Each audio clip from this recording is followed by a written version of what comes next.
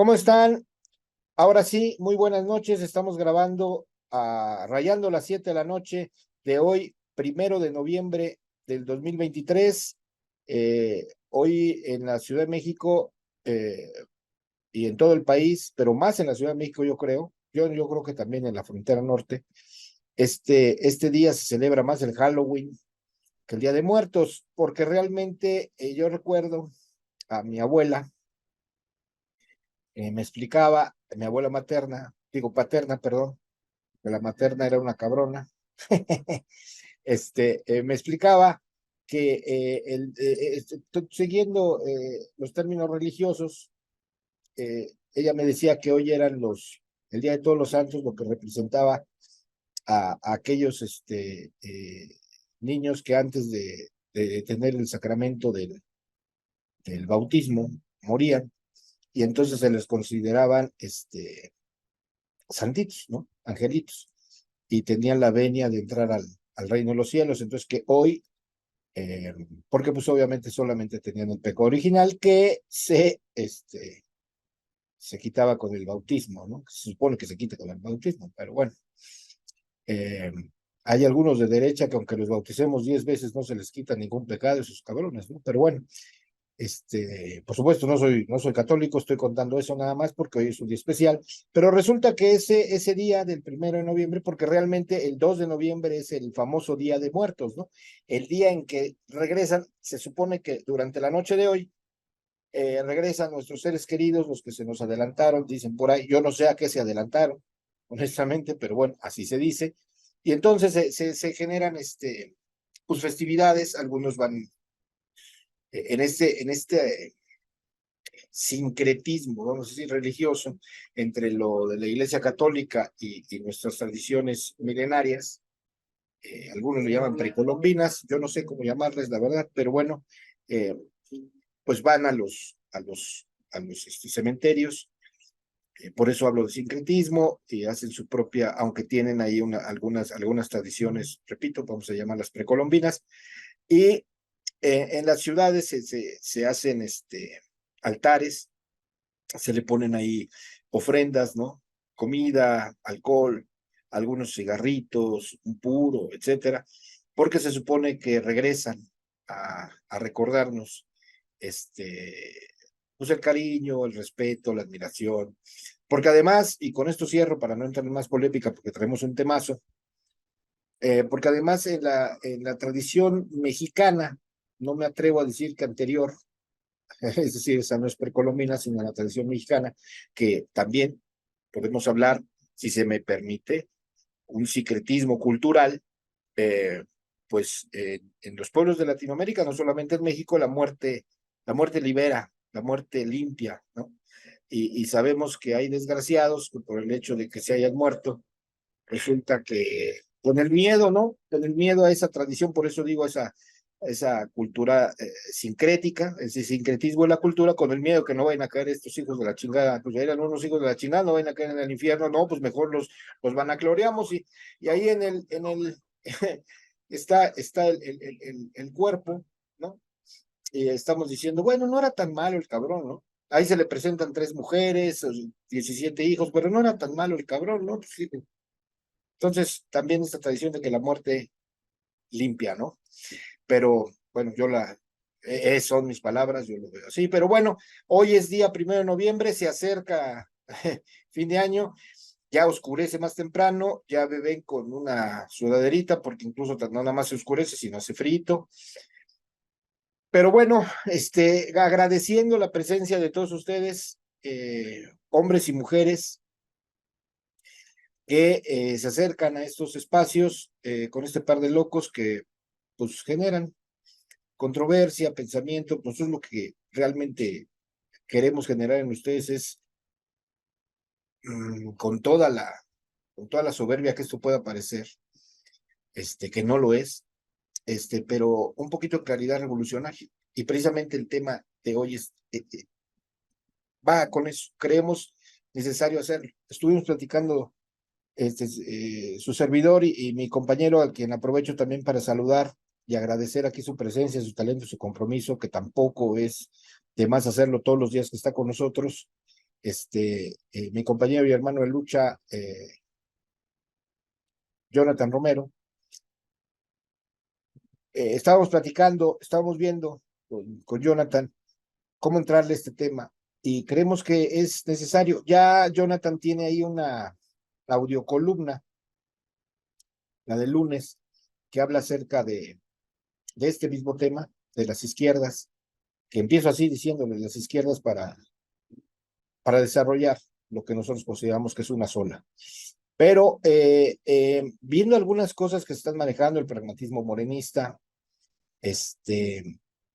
creímos necesario entrarle otra vez al tema y ser más determinantes. Si me lo permite, mi querido Jonathan, doy un preámbulo. ¿Y qué es ser más determinante? Bueno, pues yo creo que por eso yo hablo en primera persona, ya Jonathan emitirá su opinión, pero creo que en eso coincidimos. No hay más izquierda que la revolucionaria. Y vamos a tratar de ser, o al menos yo, en este inicio, partiendo de determinante con con la malformación de mi más escaso conocimiento filosófico, lo que en ese periodo universitario y en ese periodo de estudio, y en ese periodo también por mi cuenta, ¿no? Abrir el espacio de la filosofía que siempre me encantó. Yo aprendí dos cosas, sobre todo cuando en una clase, por cierto particular, porque la UNAM no la daban en ese sentido, de el desarrollo de la filosofía marxista y sobre todo con el concurso de la dialéctica.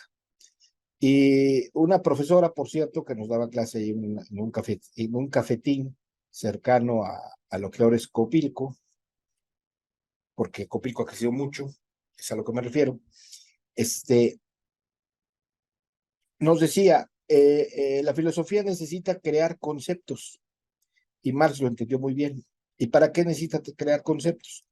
Porque cuando tú desarrollas un pensamiento filosófico, puedes tener, cuando tratas de ser tú el filósofo, puedes tener dos caminos, ¿no? O ser parte de una estructura que le llaman corriente o escuela, es decir, algún pensamiento. En este caso, por ejemplo, la dialéctica.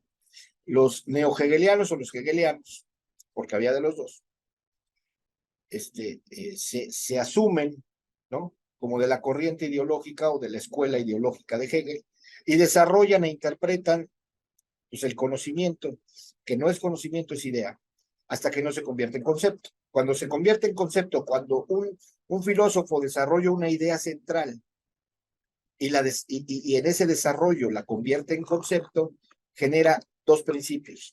El primer principio es el cognitivo, es decir, a partir del concepto, lo que haces es encapsular la idea para no divagar y a través de eso desarrollar un precepto.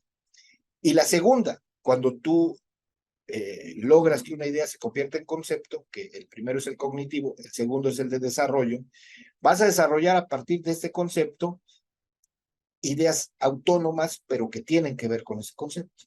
¿Es complicado? Claro que es complicado.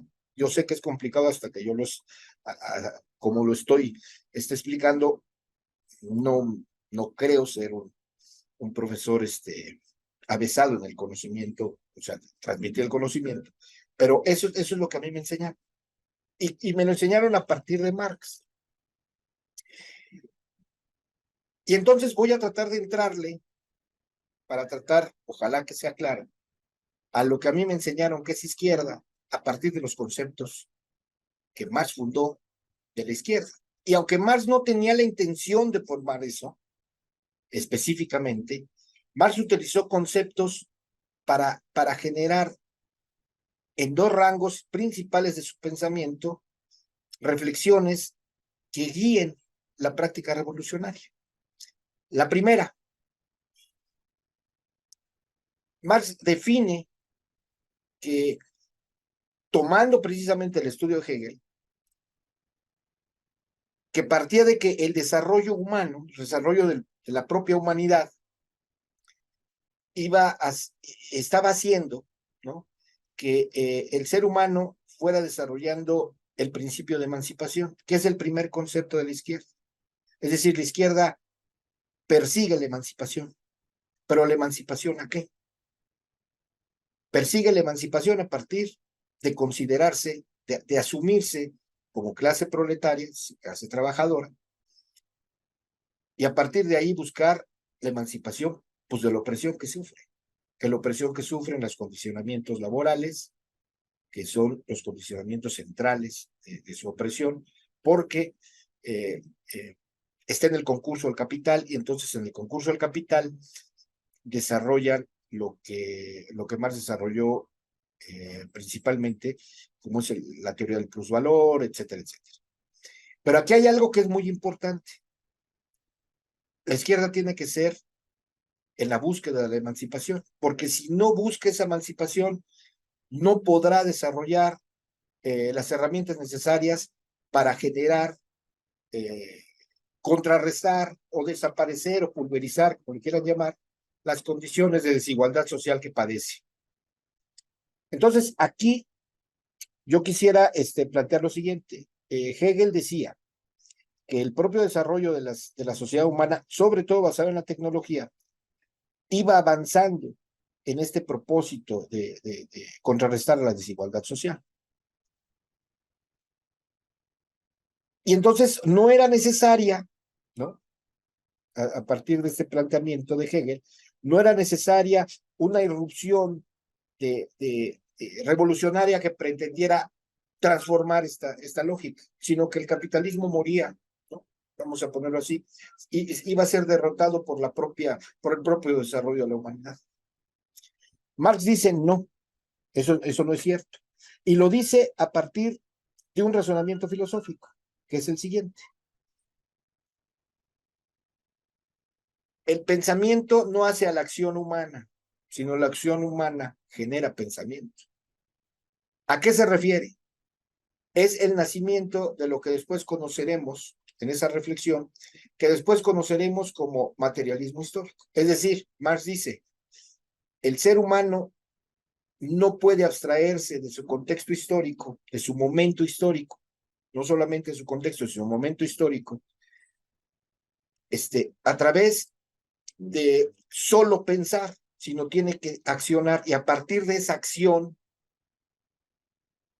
puede transformar su contexto histórico y entonces es una realidad concreta. Le voy a dejar a mi hermano como una provocación que me lo diga a partir de Lenin. Este es un chingón y lo dice muy bien. Y entonces genera el pensamiento revolucionario y va construyendo lo que llamamos, lo que conocemos como dialéctica. Y en esta reflexión hay algo que es muy importante. Hay vamos a decir que una sentencia que yo le llamo determinación que Marx plantea, donde dice, la filosofía se ha dedicado solamente a explicar el contexto, ¿no? Lo que ve la vida, pero no es capaz de transformarla. Y ahí se pelea un poquito con Kant, más que con Hegel, pelea en el buen sentido. Porque Hegel también decía que ya las determinaciones de los procesos históricos eran irreversibles, es decir, que tu condición de vida daba por hecho tu condición de muerte, es decir, el proceso de vida. Marx dice, pues no, la única manera de asumir la libertad de vivir es transformándola. Y la única manera de transformar esta libertad es a través del trabajo. ¿Cómo asumimos esa responsabilidad revolucionaria de cambio a través del trabajo? Trabajando menos y siendo más creativos, respetando a la naturaleza, no transformándola como tal en nuestro beneficio, sino aprovechando las bondades digamos, de las materias primas para generar la magia del pensamiento de la humanidad en el beneficio de la misma, respetando los procesos naturales de la vida en este planeta. Estoy hablando del Marx filosófico. En todo este proceso va construyendo el pensamiento de izquierda, si se van dando cuenta. Es complicado, ir entendiendo. ¿Quién dice que Marx es fácil? Pero era un chingón. O sea, es la verdad. Entonces, En estas determinaciones de la izquierda, trasladándolas un poco acá, sin dejar atrás lo que estoy diciendo, lo voy a ir trayendo. En estas determinaciones de la izquierda, en esta coyuntura política actual, entre la cuarta transformación, donde está ganando claramente el pragmatismo,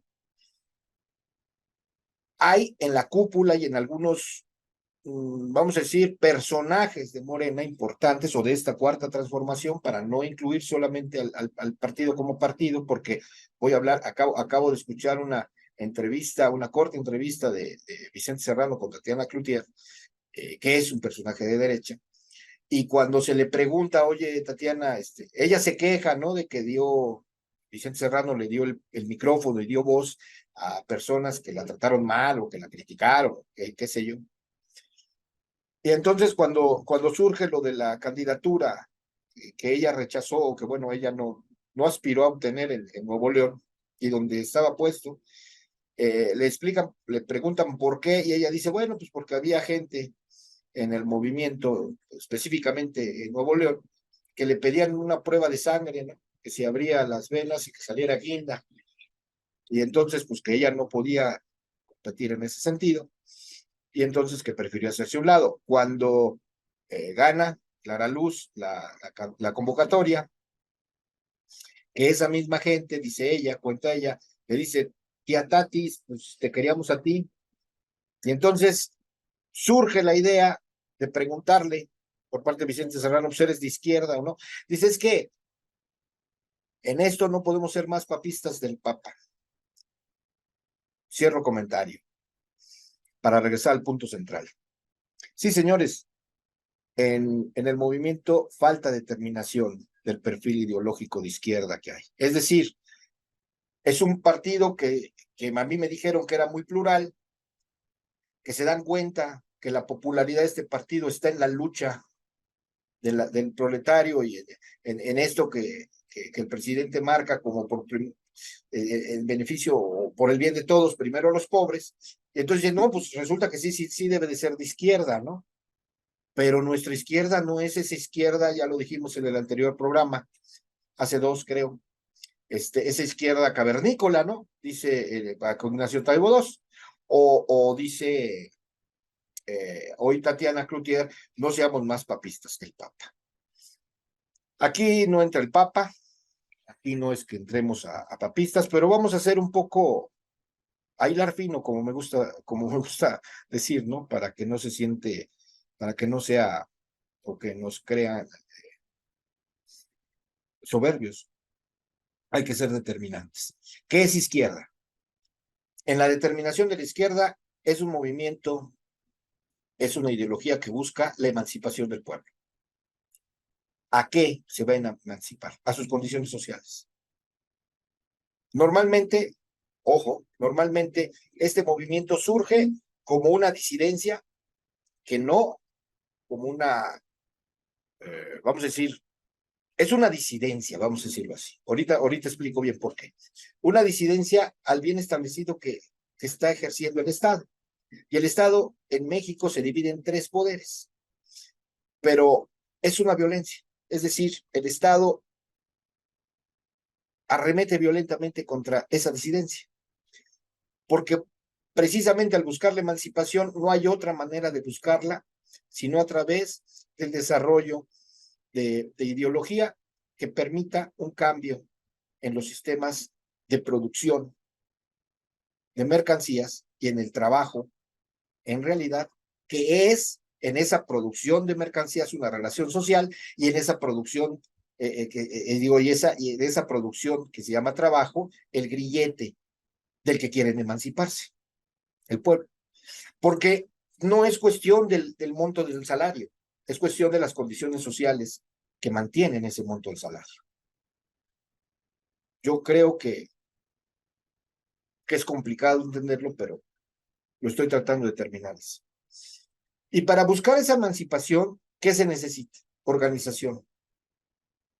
Organización primero social, después planteamiento político para desarrollar esa asociación y los objetivos a desarrollar de un pueblo disidente en contra del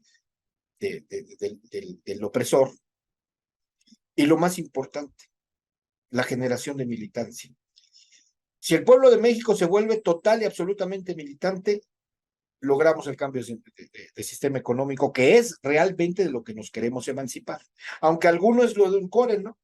Y digan, no, la China comunista que está con el Partido Comunista de Chino, está emancipando a su pueblo porque se volvió una potencia económica. De eso no es la izquierda. Eso no es la izquierda. Nosotros no queremos tener mucho dinero. Nosotros no queremos depender del dinero. Porque las condiciones del mercado es uno de los principales arietes de la desigualdad social. Porque no hay desarrollo sin desigualdad. No puede haberlo. Y porque, regresando al clásico, Manifiesto del Partido Comunista, solo voy a leer las primeras 2 líneas.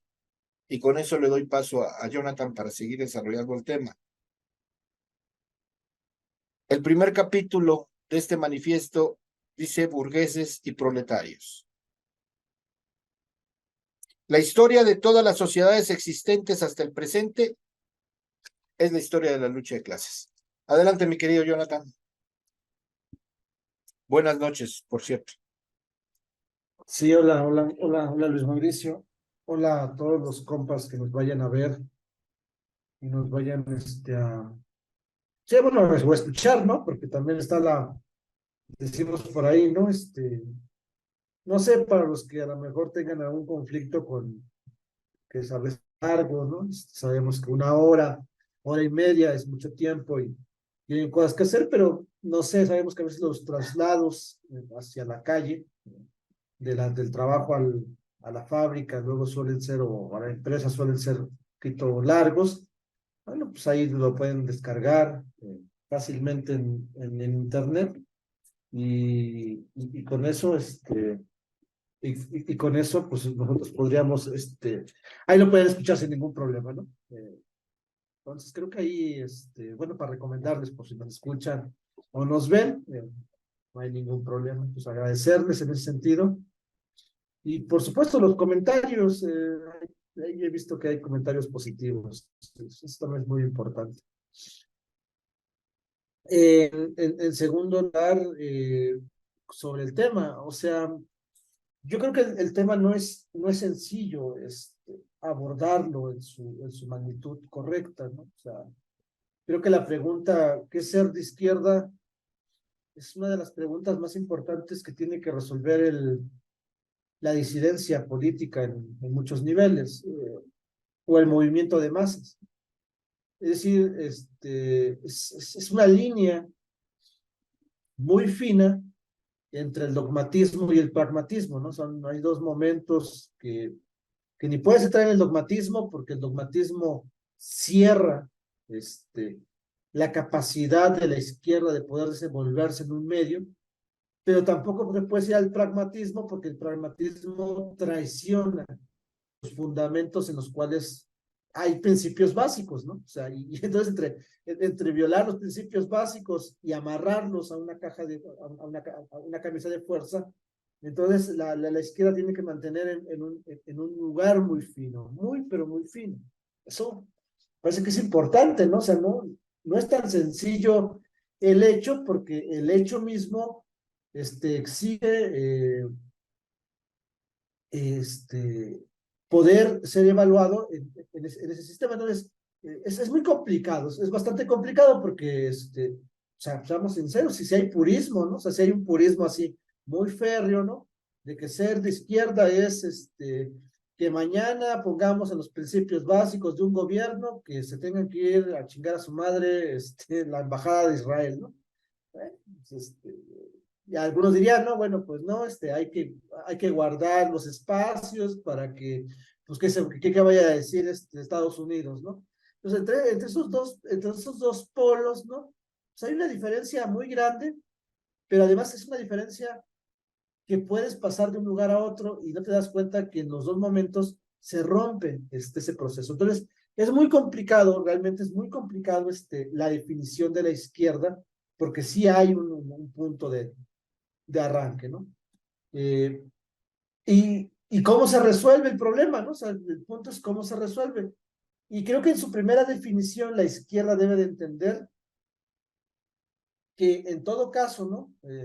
Más allá de los principios que son importantes, que la izquierda debe de estar con el pueblo. Y que entonces ser de izquierda significa tener una práctica cotidiana en tu forma de existir. A lo mejor no es ser, porque a veces se confunde con decir, bueno, hay que tener una práctica de izquierda, ¿no? Pero ya muchos creen que tener una práctica de izquierda es no comer hamburguesas en McDonald's, ¿no?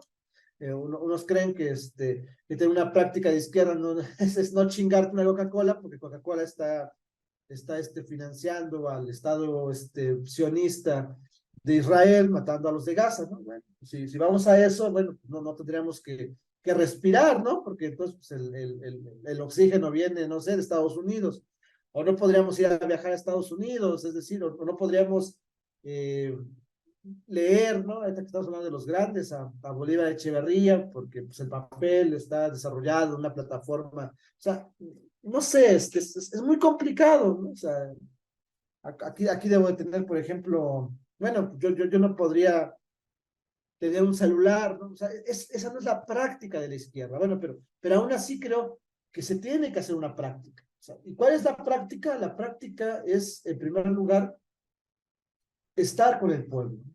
Yo creo que es un punto central, o sea, la izquierda, además de los principios, tiene que enarbolar esta capacidad de poder estar allí donde está el pueblo. O sea, yo lo he dicho permanentemente, ¿por qué no me da miedo decir que apoyo a Andrés Manuel, al diputado, hoy a Gatell? Porque sé que ahí está el pueblo, y en todo caso, ahí donde está el pueblo, es ahí donde hay que estar. Esa es una primera dimensión, porque uno podría decir, bueno, es que yo soy de izquierda y me he leído los 20,000 libros de comunismo, pero pues estoy en la academia, ¿no? Entonces eso no es ser de izquierda, o sea, es muy importante. Entonces, ahí donde está el pueblo, ahí es donde tenemos que estar.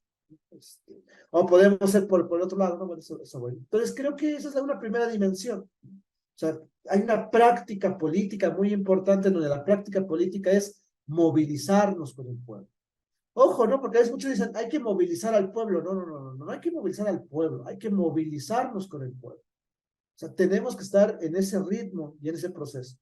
Entonces, si no existe esa sinergia, ¿no? O sea, yo siempre lo pongo de ejemplo, ¿no? Alma, Leonora, Anaí, bueno, pues para mí lo que hicieron, por ejemplo, en la Ciudad de México como brigadistas es de izquierda. El último día que hubo este proceso de lo que se va a llamar la coronación nacional, pues ahí yo vi la izquierda en ella, o sea, una sinergia con el pueblo, ¿no? Las compañeras tomándose fotos, repartiendo volantes. Bueno, Rosy, no sé, bueno, le voy a decir que vea si nos ve, pero le voy a hacer una existencia que lo vea cuando fuimos ahorita a lo de Gaza, a la marcha.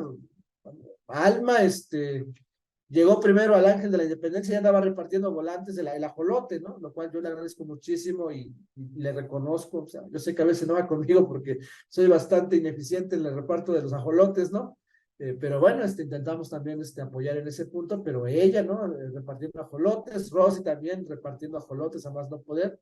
Bueno, esas dinámicas, ¿no? De estar en la izquierda, difundiendo las ideas desde la izquierda, pues son muy importantes, ¿no? Entonces, hay que estar ahí con el pueblo organizándonos permanentemente, politizándonos permanentemente, y creo que esa es una primera dimensión de la cual nadie se puede escapar. O sea, es decir, hoy en el debate contemporáneo de Morena, ¿qué es ser de izquierda? Bueno, pues si un cabrón está jugando o dos cabrones, una cabrona y un cabrón están jugando en los medios de comunicación y solamente se paran al pueblo para estar en un templete y marear al personal que está allí, me parece que es incorrecto, ¿no? Eso no es de izquierda.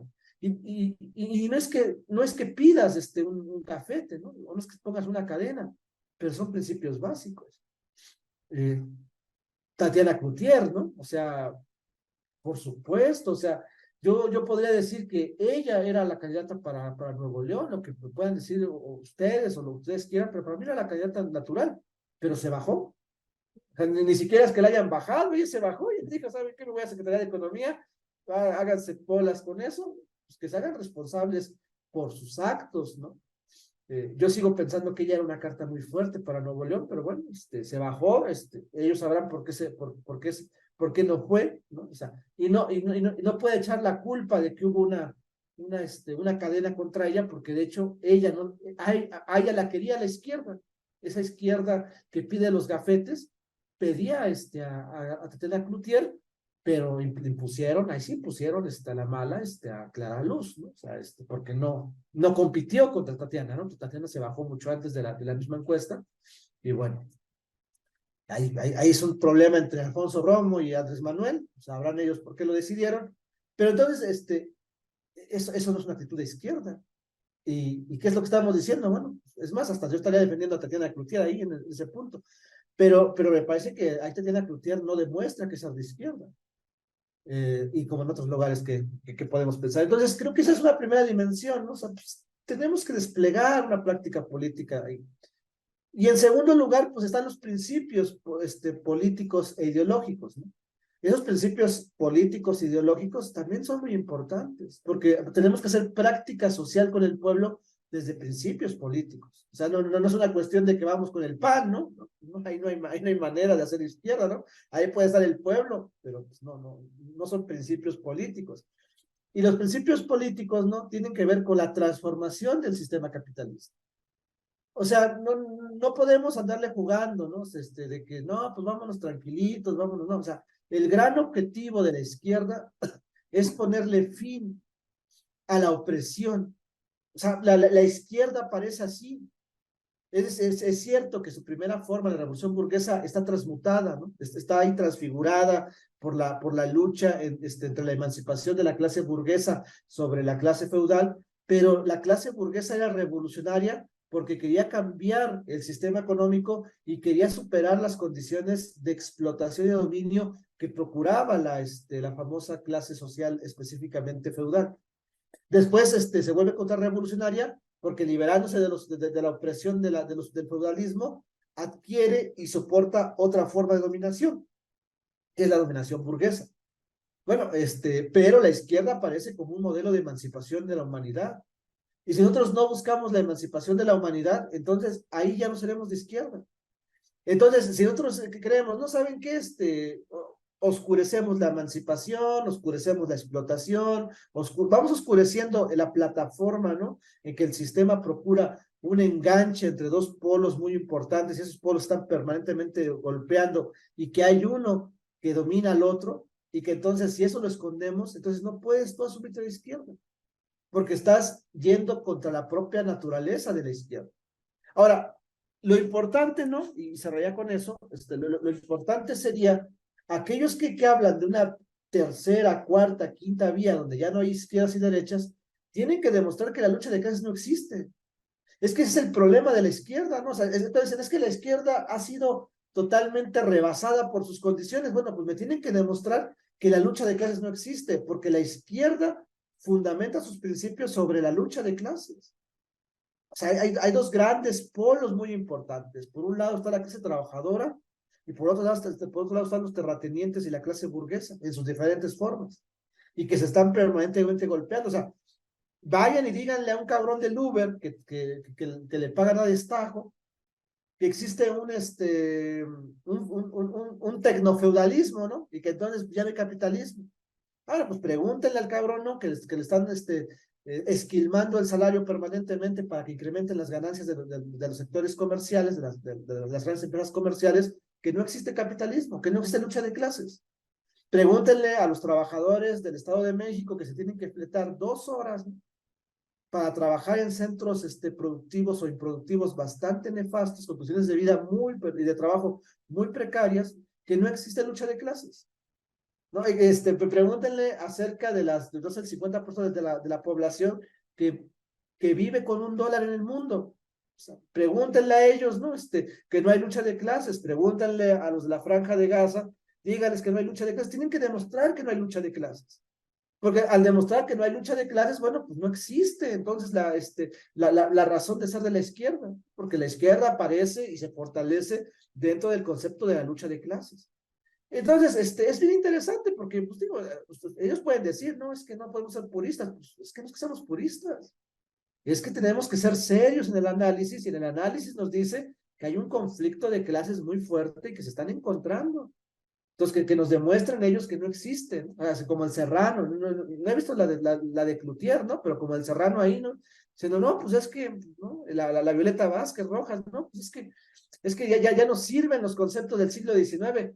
Chingado, ¿no? Bueno, pues ahora entiendo, ¿no? Pues después dicen que no hay que leer a Marx, bueno, ya entendí en dónde viene el defecto, ¿no? O sea, que me demuestren que los tres tomos del Capital, bueno, porque es la clásica, ya puso ahí, no voy a decir el nombre porque ni nos ve, cabrón, ¿no? Entonces, ¿para qué digo el nombre, no? Pero sí, por supuesto, ¿no? Esta persona que anda diciendo que los chinos, ¿no? Y que los BRICS, en abstracto, por supuesto, sin contemplar lo que es China en su complejidad, en su generalidad. Bueno, pues, ¿qué es lo qué es lo que menciona, no? No, pues, ¿para qué leer a Marx, a Lenin o a la Revolución Rusa si eso fue del siglo XIX, desde el siglo XX y siglo XIX? Ah, bueno, primero ni siquiera los ha leído. Y ya vienen y quieren rematar diciendo que ya está obsoleto. ¿Por qué? Pues, ¿quién sabe quién les dijo que está obsoleto? Entonces, me parece que ahí hay un elemento muy importante, ¿no?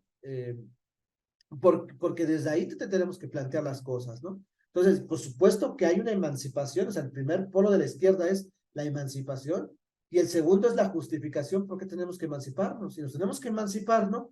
Porque, porque hay una lucha de clases, hay una crisis civilizatoria importante en el capitalismo. Entonces, si, si ellos demuestran desde una manera seria que el capitalismo no produce crisis, entonces podríamos pensar que hay otras formas de entender la izquierda. Pero, pero yo diría, y cerraría con eso, estaba viendo yo una entrevista que le hicieron a Miriam Breckman hace un año, que se las fui a presentar a unos estudiantes, ¿no? Sobre este tema, y, y decía, ¿no? O sea, que hay un estudio que el 50% o un poquito más de la población de Estados Unidos, los jóvenes principalmente, creen que que están de acuerdo con las ideas del socialismo. Pues otra vez, ¿no? O sea, las grandes cúpulas, la casta dorada, pensando en que la izquierda ya no ha sido rebasada, que haya sido rebasado el concepto de la izquierda, y abajo, en la base, se sigue pensando que el comunismo está de vuelta, ¿no? Y que están dispuestos a asumir esos principios porque no les da para más. Entonces, traicionar a la izquierda, a los principios de la izquierda, no es traicionarse a ellos, no es traicionarse a 10 cabrones que son comunistas, sino es traicionar a la base, al pueblo en general. ¿No? O sea, no importa, ¿no? O sea, si no quieren ser de izquierda y Morena termina cediendo ante los caprichos del pragmatismo, no se preocupen. O sea, no nos traicionan a nosotros, a los cavernícolas. Van a traicionar a su base social y va a ser su base social la que les va a terminar vendiéndole o pasándole la factura de que esos principios se están traicionando. Entonces creo que nosotros lo que tenemos que hacer es seguir por la izquierda, porque si ellos traicionan, pues hay que construir dentro o fuera de Morena ese lugar específico en donde ellos se sientan identificados, porque conforme vaya pasando la lucha de clases, el fascismo se va a acelerar mucho más y nosotros tenemos que estar preparados para enfrentarlo, ¿no? De manera organizada y darle un proyecto político real, sólido a la clase trabajadora para que se vea allí representado. Sigue siendo en ese sentido, el trabajo sigue siendo el mismo, ¿no? O sea, ante el pragmatismo de estos compañeros, nuestro compromiso es seguir trabajando para poder ser nosotros el faro que se necesita en esta lucha de clases, porque el pragmatismo se va a romper, no va a poder aguantar el golpe por lo mismo, ¿no? Porque la lucha de clases se está agudizando. Pues estos cabrones están jugando, ¿no? O sea, pues por supuesto, Violeta Rojas, ¿qué demonios va a conocer? Una vez el cerro eso. Violeta Rojas, ¿qué madres va a conocer el pueblo? O sea, nunca lo ha pisado, ¿no? O si lo pisó ya se lo olvidó, pues ya gana buen dinero. Rata Turre, pues es una niña bonita del Tecnológico de Monterrey. Vicente Serrano, ¿no? Pues ese güey era panista, ¿no? Bueno, la otra, ya de una vez, pues también la otra, la Meme Yamel, ¿no? Pues esa era Partido Verde, ¿no? Ahí de Puebla. Pues, ¿qué van a conocer de la izquierda, no? Y ahora ellos se vienen con todas las credenciales a demeritarnos, ¿no? Y a hacer la cadena, ¿no? O sea, es decir, los que piensan que la izquierda no pueden pasar porque la izquierda debe ser pragmática, ¿no? Pues que se le crean su abuela, en pocas palabras, porque realmente son nuevos en la lucha social y no pueden venirnos a decirnos, ¿no? Y concluyo, ¿no? Como lo dije anteriormente, en el programa anterior, a mí no me importa lo que digan ellos, a mí lo que me importa es lo que dicen los compas que han sido de izquierda, Citlali Hernández, el Fisgón y el Taibo, toda esa gente, cabrones, si siguen zigzagueando, también a esos cabrones se los va a cargar el payaso, porque ese tipo de pragmatismo son golpeadores y van a cerrar filas con la derecha, tarde que temprano. Entonces, hay que tener cuidado, ¿no? Porque lo que está en juego es la lucha de clases. Y ahí hay conflicto permanente, ¿no? Ahí la dejaría. Sí, mi querido hermano, fíjate que me das pie a los tres fundamentos de izquierda que yo considero esenciales, ¿no? No esenciales, determinantes. Primero, la lucha de clases. Por eso leí las primeras dos líneas del manifiesto del Partido Comunista. Es una lucha de clases permanente. Es más, es determinante, más diciendo, la historia de la humanidad es la historia de la lucha de clases. Es determinante. Y nadie puede decir que no es cierto. Como dices tú, pues entonces que le pregunten al pueblo oprimido. Número dos, que me parece importantísima, la emancipación a partir de esa lucha de clases. Es decir, la determinación de la lucha de clases te da la generalidad, ojo, de la clase opresora y la clase oprimida, ¿no? Partiendo de la determinación que se plantea con la lucha de clases. Bueno, ¿de dónde surge la emancipación? ¿De qué te quieres emancipar? ¿La clase opresora se quiere emancipar de qué? Pues no, es ahí en esa lucha de clases donde se define la emancipación de la opresión de la clase oprimida. Y tercero, que es la más importante de todas y que he estado insistiendo, Jonathan lo sabe permanentemente y que voy, con todo respeto se los digo, voy aplanando el camino sobre lo que yo considero que es importantísimo, sobre todo en la experiencia que nos dio al noroñismo, el proceso de la coordinación nacional. Militancia. A lo que se refiere Jonathan Romero diciendo, tenemos que estar donde está el pueblo, es ahí, eso se llama militancia. Tenemos que militar con el pueblo. Es ahí donde se hace la política. Es ahí donde Gerardo Fernández Noroña generó ese porcentaje tan alto, de verdad alto, no nos alcanzó, pero es un porcentaje muy alto. Es decir, generó la convocatoria de militancia, porque ahí está la izquierda, en la convocatoria permanente, no de tomar el poder. Lo dije con Jonathan antes de entrar al aire en una larga plática que tuvimos para discutir de qué tan urgente era hablar de esto. Y yo le decía a él, la izquierda lo que tiene que hacer es una convocatoria precisamente a la militancia, a la lucha. Es decir, la izquierda lucha, no por asumir el poder. Lenin dice, ¿cuál es el principio más importante de la revolución? La transformación. No hay revolución sin transformación. ¿Cuál es la convocatoria que tenemos que hacer? A la gran asamblea, a la desaparición del poder a través de la horizontalidad. Y entonces, si nosotros asumimos que no debemos de asaltar el poder para ejercerlo, sino para desaparecerlo, no habría manera de que el Estado fuera útil en un gobierno así, en una sociedad así. Porque el Estado lo que hace desde su formación es ejercer la violencia contra el emancipador. Fíjense lo que les estoy diciendo, contra el disidente. Ejerce esa violencia. Porque aquí entró un punto que es muy importante. ¿Qué es la propiedad privada? ¿Qué es la propiedad privada? Mucha gente piensa que la propiedad privada es esta camiseta, esta sudadera que tengo, o estos lentes, ¿no? O estos libros, incluso estos libros, aunque sean el manifiesto comunista, resulta que son propiedad privada porque yo los adquirí, ¿no? Son míos, es de mi propiedad. Y se quedan en esa falacia, se quedan en esa, que bien lo dice Jonathan, en ese oscurantismo ideológico. Y no estamos hablando de eso. Hay un imbécil como Salinas Pliego, que ya conté más o menos aquí de lo que habló, perdón, con con Adela Micha, donde él dice, los gobiernícolas, les dice así, el estúpido, estorban mucho, porque quieren que paguemos impuestos, ¿no?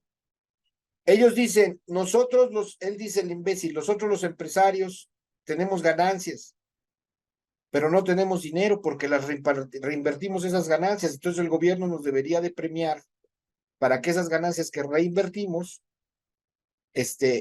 no causen impuestos porque, bueno, pues estamos dando trabajo, están generando más ganancia para ellos, eso se llama acumulación. ¿Cuál me chupo, señor Salinas Pliego? ¿Cuál me chupo? Y además, cada que ellos escenario capitalista, cada que ellos ofrecen o crean una fuente de empleo, están ofreciendo más desigualdad. No están generando oportunidades de trabajo ni de desarrollo de la sociedad, están generando más desigualdad. Por eso esto, como bien dice Jonathan, la lucha de clases está en efervescencia. Les voy a dar un dato que les parecerá abrumador. Incluso podrán decir que estoy mintiendo. En la época de Ronald Reagan, entre los 80s y los 90s, hubo una grave crisis de la lucha de la base trabajadora en los Estados Unidos. Esa grave crisis, para aquellos que piensan que el mexicano se fue para allá solo por las malas condiciones que tenía en México, y no es cierto. Esa grave crisis, estoy diciendo solo, ojo, estoy diciendo solo por eso, y no es cierto, no es solo por eso. Esa grave crisis se dio en dos sentidos, ¿sí? En el primero, por aquellos que dicen que la lucha de clases, por ejemplo, en Estados Unidos no existe. El primero, la desaparición o por lo menos el debilitamiento absoluto a través de la agenda neoliberal de todas las organizaciones de trabajadores, lo que conocemos como sindicatos. En Estados Unidos desaparecieron. Dos, se generó el famoso pago a destajo, lo que dice Jonathan, en las condiciones en los Estados Unidos. Y con eso se generó una crisis social impresionante, impresionante. Y se abrió la puerta al trabajo ilegal, a los mojados. En ese entonces se les llamaban braceros, que fue la primera oleada enorme de trabajadores mexicanos en los Estados Unidos. ¿Y saben por qué digamos, los dejaban pasar, les dieron la oportunidad del sueño americano, según ellos?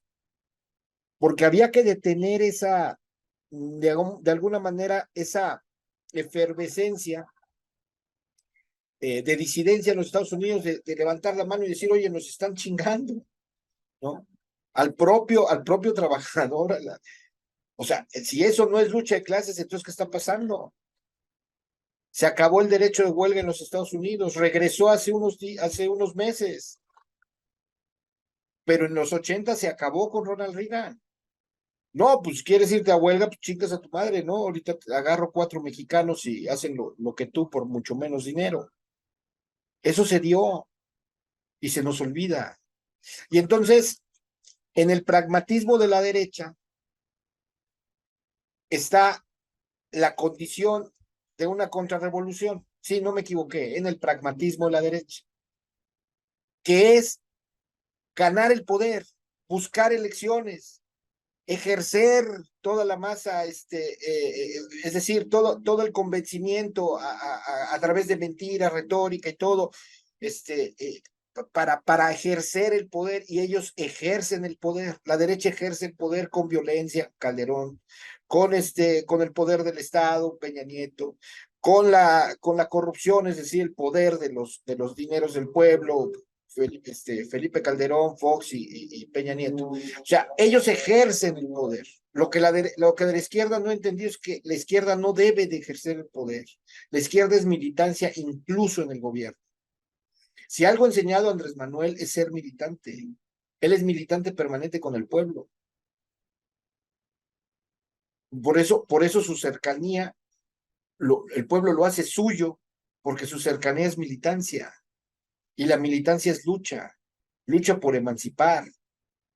Lucha por buscar las condiciones sociales ¿quién creen que produjo las condiciones precarias de la sociedad, no solo en México, sino en Latinoamérica? Pues el sistema capitalista, cabrones. ¿Cómo podemos empezar a impactar en el sistema? Pues con militancia. ¿Cómo la izquierda es una convocatoria abierta al pueblo, no una cerrazón al pueblo. No, no el gafete que dice Jonathan. No el evento público de masas que diga Clara, Clara, Clara, o que diga Harfush, Harfush, Harfush. No, esa no es izquierda. Es la organización de las masas alentando al pueblo. El candidato de la izquierda es el pueblo. No es una figura pública, es el pueblo. Se consienten cuadros surgidos del pueblo, con las necesidades del pueblo, con la lucha del pueblo para ejercer la militancia, decir, ese me representa. Ese que está en el templete no se subió porque lo mandó Andrés Manuel, o porque es cuate de Claudia, o porque en Iztapalapa ha luchado y nada más, ¿no? Y ahora pues es conveniente que ahí entre y le mandé ahí unos camiones a Claudia y por eso yo me subo al templete y me tienen que adorar. No. Andrés Manuel se subió al templete porque lo subió el pueblo. Mucha gente se le olvida que Andrés Manuel luchó contra el pragmatismo del PRD, que decía, es Cárdenas hasta que llegue. Ese era el pragmatismo del PRD. Decía, es Cárdenas, cabrón. No puede haber nadie más que Cárdenas, ¿no? ¿Por qué? Pues porque es el que impulsó el movimiento democrático, es Cárdenas, ¿no? Bueno, Andrés Manuel, ¿quién lo llevó a ponerse por encima de Cárdenas y ser el segundo candidato de la izquierda moderna, vamos a decir, del perredismo a la presidencia de la República? Pues el pueblo, cabrones. Generó la militancia obradorista en el pueblo y ganó la primera elección con Felipe Calderón, ya sabemos que se la robó. Pero ¿por qué la ganó? Porque el pueblo lo empujó, porque el pueblo desapareció a Cárdenas. ¿Y por qué? Porque se genera pragmatismo. Ustedes vean a partir de la derrota que tuvo Cárdenas, que fue una derrota ahí, sí, con Vicente Fox, ¿por qué se genera esa derrota? Algunos pueden decir es que Vicente Fox traía más carisma, estupidez y media, pueden hacer lo que quieran. Lo cierto es porque las decisiones del PRD con respecto no solamente a la candidatura de Cuauhtémoc Cárdenas, sino a otras candidaturas que estaban ahí jugándose, se generaron a través del pragmatismo. Hubo una oleada de priistas que acompañaron a Cárdenas en el pragmatismo y entonces el pueblo dijo, aquí no vamos, ¿no? Preferimos este cabrón que habla como pueblo, ojo, ojo, que habla como pueblo, que es un farsante del pueblo, que es Vicente Fox, y ahora muchos que se dicen obradoristas hasta votaron por él. Y ahí está el proceso. Yo cerraría con esto para dejarte una última participación, Millona, que es un tema que no puede ser agotado en una hora, me queda claro, pero tampoco ahorita nos vamos a alargar, creo que no es necesario. Pero yo plantearía esas tres determinaciones, no sé si estés de acuerdo. La izquierda surge, o sea, surge a partir del reconocimiento en el análisis de que hay una lucha de clases. Surge con el camino de la emancipación de esa clase oprimida en esa lucha de clases. Y la única opción para poder emancipar esa lucha de clases y hacer a un lado ese pragmatismo que viene acompañado de ese apetito por el poder, ¿no? De lograr que todo el país sea gobernado por un partido que supuestamente es transformador y de izquierda, no importa de dónde vengan. a acumular votos y votos y votos, cuando lo que tenemos que hacer, desde mi punto de vista, es la convocatoria al pueblo, a la militancia. Y como bien dices tú, la militancia es estar con ellos, es levantar la voz, es exigir respuestas, es buscar la emancipación. Con esto cierro. Ayer en ese space que por cierto se los recomiendo todos los martes, Jonathan tiene un círculo de estudio extraordinario ahí en Twitter, y donde están leyendo ahorita Imperialismo Fase Superior del maestro Lenin. Ayer yo decía, entramos en un juego perverso, ¿no? De esta persona que trae los BRICS, y si supiera que la mitad del capital que tiene el famoso Banco BRICS, tiene intereses norteamericanos o deuda norteamericana, pues sería de espaldas, ¿no? Pero bueno, eso es otra cosa. Lo cierto es que yo le decía, oye, nos estamos yendo, le dije, oye, Jonathan, yo me estoy yendo con la finta, ¿no? De tratar de contrarrestar ese argumento, y tan sencillo como esto, ¿no? Que es con lo que cerré mi participación ayer en el Space. Si lo que pretendemos es una multipolaridad y tratar de sacar del hegemónico económico a los Estados Unidos, solamente pretendemos eso, pues eso no es izquierda, ni tampoco emancipación, ni tampoco mejorar las condiciones del pueblo, de la sociedad entera, porque la sociedad entera es el pueblo, porque además ahora está más reducido la punta de la pirámide es súper reducida y se llaman oligarcas financieros. Y lo ha dicho Jonathan y lo ha explicado hasta el cansancio.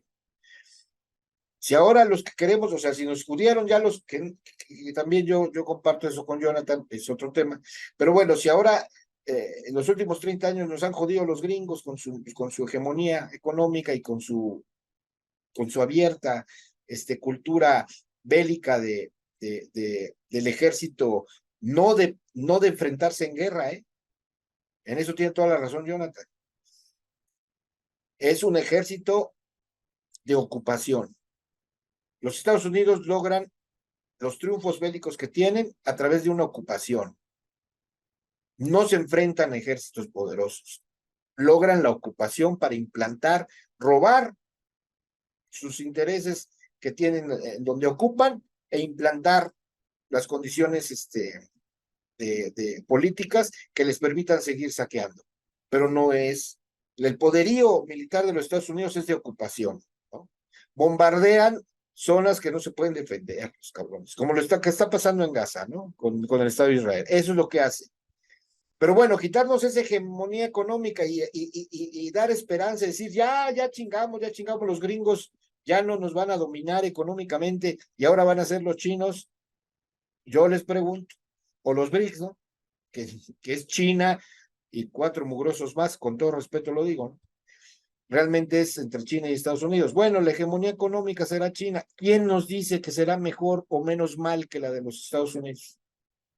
Si está jugando en el mismo tablero, que se llama capitalismo, donde sigue habiendo las mismas condiciones de explotación, donde incluso se dice todavía que fue una propuesta, por cierto, en este librito, una propuesta de Marx para aquellos que dicen que es anacrónico porque no conoció el Internet,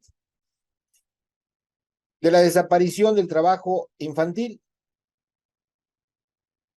Cuando se escribió este libro, una de las peticiones se basaba en la desaparición del trabajo infantil.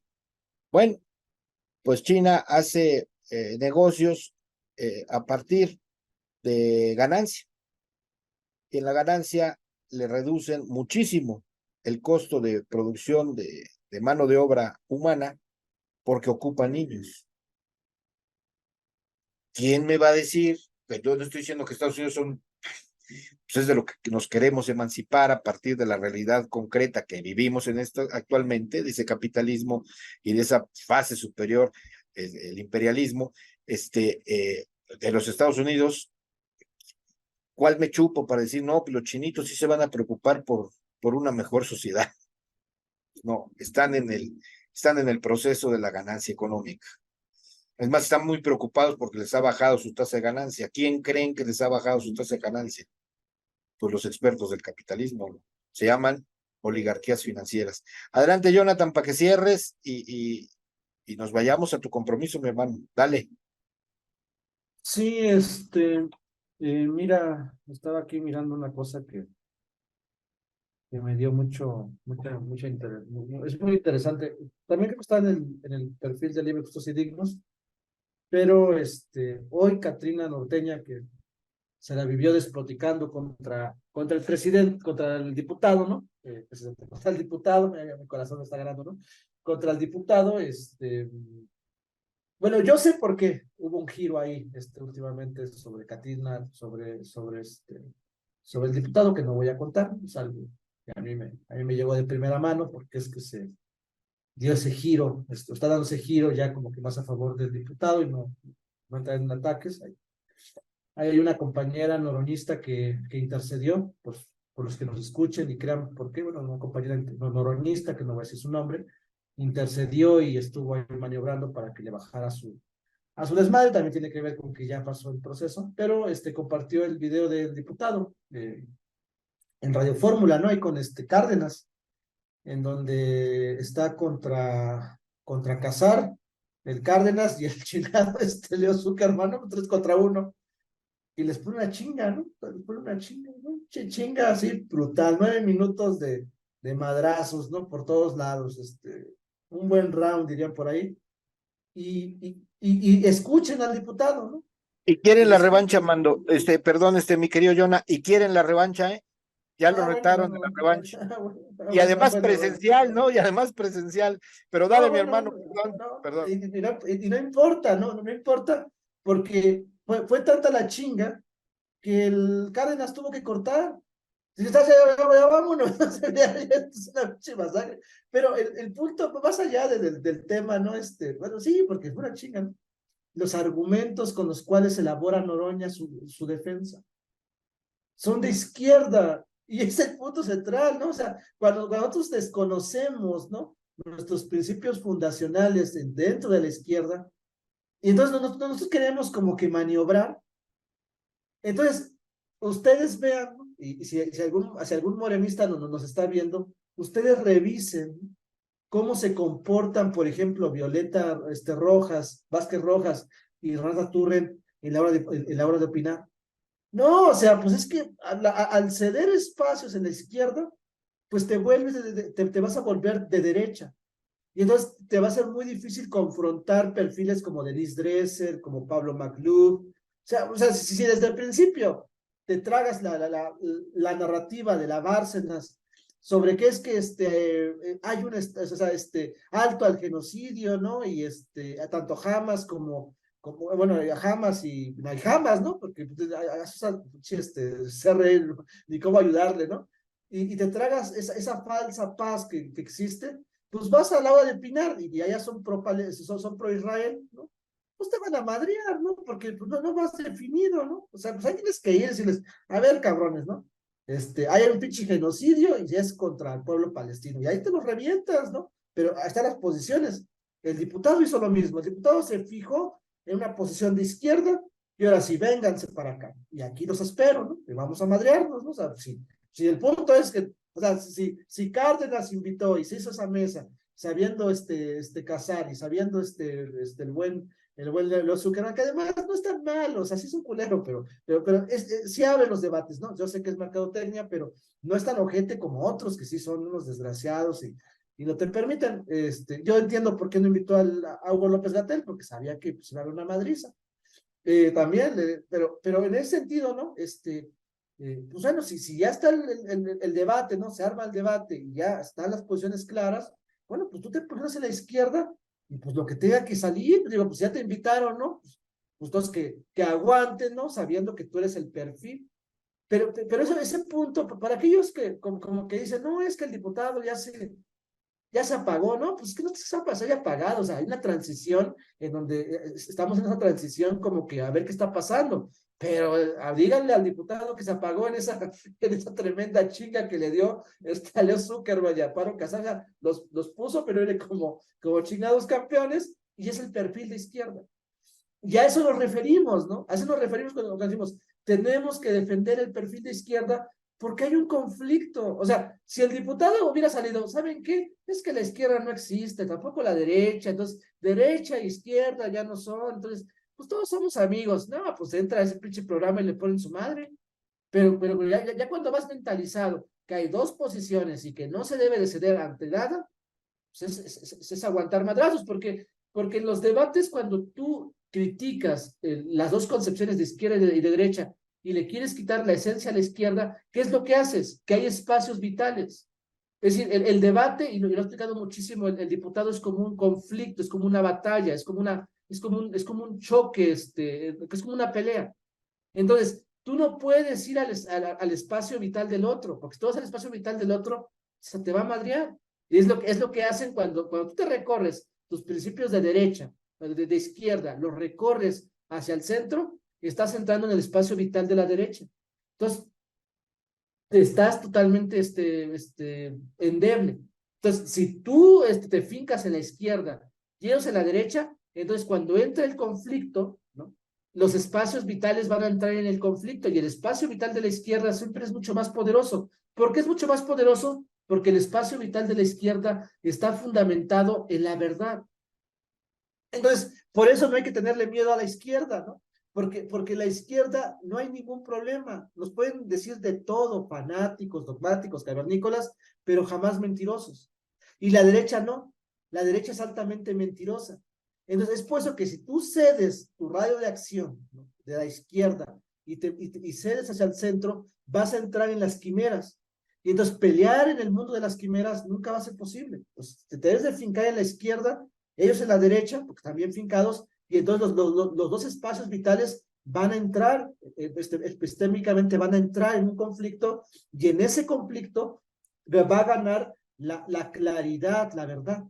Y entonces, como la izquierda está en la claridad y en la verdad, entonces es mucho más fácil madrearlos. Pasó ahí. Ese es, me parece, el estilo de un debate contra la derecha. Principios epistémicos. Por eso Hugo López Gatell, ¿por qué les puso una madriza medio a 3, 4 cabrones ahí en Televisa? Porque o sea, pues, si Hugo López Gatell de lo que sabe es de epidemiología y otros cabrones se leyeron, hay un paper del país, no, pues los trajo, pero como en chinga, ¿no? O sea, como chavos, ¿no? A ver, cabrones, ¿no? ¿No entiendes? Te vuelvo a explicar, ¿no entiendes? Te vuelvo. Pues claramente que el Delgado estaba bien enojado, ¿no? Porque dice, este cabrón me está tratando de pendejo, pues es que cómo quieres que te traten, ¿no? Si no entiendes a la primera, te lo tienen que ir desmenuzando poquito a poquito, o sea, están enojados todos. Y dice Hugo López Gatell, lo mencionó, el Ciro Gómez Leiva salió putadísimo, en pocas palabras, salió enojadísimo porque le puso una chinga, o sea, no pudieron. Bueno, porque la izquierda no puede ceder a sus principios, ¿no? Entonces, yo cerraría para no alargarme, creo que el tema ha quedado de alguna manera no claro, pero creo que ya quedó en las líneas fundamentales hacia dónde queremos ir. Lo que tenemos que apostar nosotros es por una concepción de una razón de la izquierda. O sea, tenemos que construir una razón, una lógica de izquierda. Eso es muy importante, ¿no? O sea, sí tenemos que ir nosotros hacia una idea de una lógica, o sea, tratar de empezar a diseñar algo que se llama una lógica desde la izquierda. Yo iría un poquito más claro, ¿no? Una lógica comunista. O sea, tenemos que construir una lógica comunista. ¿Por qué? Porque lo que tenemos que hacer es integrar la praxis y la teoría revolucionaria en un solo modelo, en una sola línea de lucha, que las englobe, que las sintetice. Entonces, es claro que la razón burguesa está muy diseñada, es completa, está muy completa, ¿no? Se sabe qué es la razón burguesa, pero no sabemos qué es la razón comunista. Y creo que ahí es donde hay que empezar a impactar. O sea, tenemos que luchar no contra la razón neoliberal, ¿no? Porque es una forma. Tenemos que penetrar la razón burguesa y anteponerle una razón comunista. Y esa razón comunista hay que plantearla, ¿no? Yo le comentaba a Luis Mauricio, o sea, pues a mí me parece que nuestro tope llegó ahí en un momento y que ese tope lo tenemos que superar, ¿no? En una siguiente fase. En este momento yo no tengo las capacidades para poder romper ese tope, porque pues eso es, hasta ahí yo llegué, ¿no? O sea, con lo que tengo ahorita, hasta ahí yo llegué, pero no es por demeritar a nada, ¿no? Es porque yo creo que para poder superar ese tope que tuvimos, tenemos que empezar a mandar esa luz que se llame la razón comunista. Si tenemos que construir esa razón comunista que empieza a entretejer, ¿no? qué es ser de izquierda y qué es ser comunista, pero ya desde un nivel de la razón, ¿no? O sea, que ya está englobado este concepto de la izquierda, ¿no? Que el concepto ya se empieza a delinear de manera permanente. Esa es una obra que no la puede hacer solamente una persona. Ese es el colectivo el que la tiene que diseñar. Pero claramente que en ese diseño hace falta una vanguardia. Y la vanguardia la tenemos que construir. En ese sentido, no me gusta la palabra de la vanguardia porque es como ponerse adelante. Pero si la luz es que nos vamos a poner adelante para poder construir una razón comunista, me apunto a esa, a una logia comunista, ¿no? Algo así como una logia comunista. Yo lo he planteado muchas veces, ¿no? Si Kant y Hegel hicieron una lógica de la filosofía, Marx hizo una lógica del capital, pues nosotros estamos llamados a hacer la lógica del comunismo, ¿no? La lógica de Hegel, la lógica de Marx y la lógica proletaria. Tenemos que construir esa lógica proletaria, esa lógica comunista que nos pueda dar la visibilidad de cómo construir un mundo nuevo. Entonces, desde ahí yo creo que es donde tenemos que estar planteando las tesis y desde ahí es donde tenemos que estar avanzando hacia la procuración y hacia la producción de una nueva forma, no de pensar, sino de praxis, en donde la práctica y la teoría estén en un nivel mismo, ¿no? O sea, estén nucleadas, ¿no? Y no estén separadas, ¿no? O sea, hablar de una razón comunista o de una logia comunista no solamente es la parte del pensamiento, ¿no? Sino cómo es pensamiento y práctica al mismo tiempo, en un momento fundamental.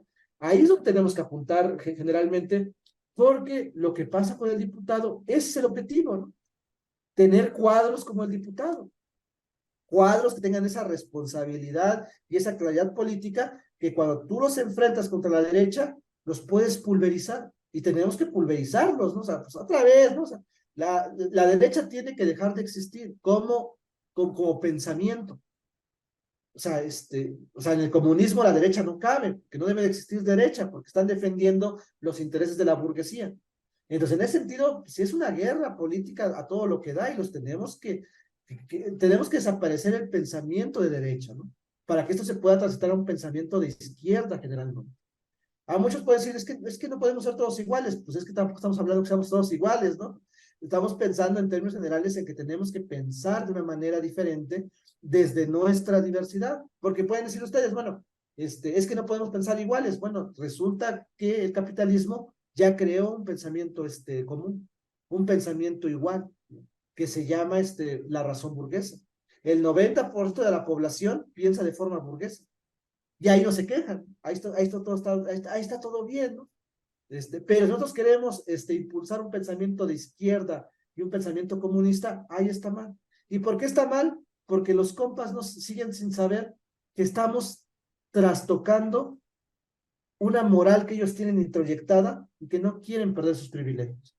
Entonces yo creo que ahí hay que empezar a delinear los elementos y por supuesto, para poder construir una obra epistémica y una obra revolucionaria desde la logia comunista, yo le decía un poco a Luis Mauricio, necesitamos leer más, ¿no? Porque necesitamos saber cómo está el planteamiento de los comunistas en el siglo XX. Y hay libros y libros que estamos ir recorriendo para desde ahí poder construir esa gran obra de forma colectiva y desde ahí poder avanzar hacia ese objetivo.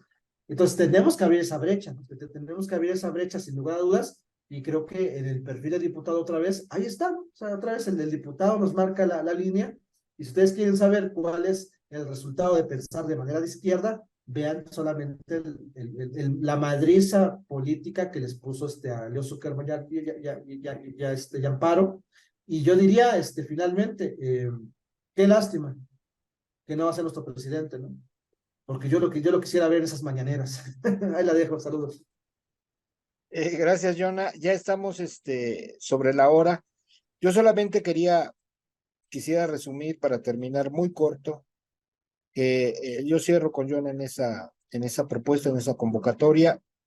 Yo creo que no está agotado el tema, es muy complicado agotarlo en una sola sesión, pero yo sí rescataría esos tres principios, ¿no? Una determinación de izquierda es la lucha de clases, la búsqueda de la emancipación en esta lucha de clases, de la clase trabajadora obviamente, y y la convocatoria es con la militancia. Solo con la militancia se puede construir esto que Jonathan bautiza como la razón comunista y que yo creo que es correcto. Es decir, no se puede generar las condiciones de un proceso de emancipación si no hay una militancia. Y la militancia incluye el reconocimiento de que la lucha de clases existe y que existe práctica, o sea, la practicamos permanentemente. Y pongo un ejemplo, ¿no? Los medios de comunicación contra el gobierno actual. Y entonces, recapitulando lo que dice Jonathan, se presenta un hombre de izquierda en las condiciones no solamente ideológicas, sino sociales de su representación del pueblo,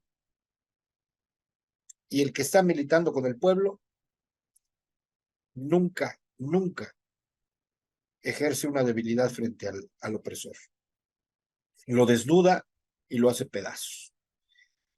¿Cuál es la grandeza de Noroña? ¿Cuál podría ser la grandeza de Gatell? Que va en el camino, me atrevo a decirlo, se llama militancia de izquierda.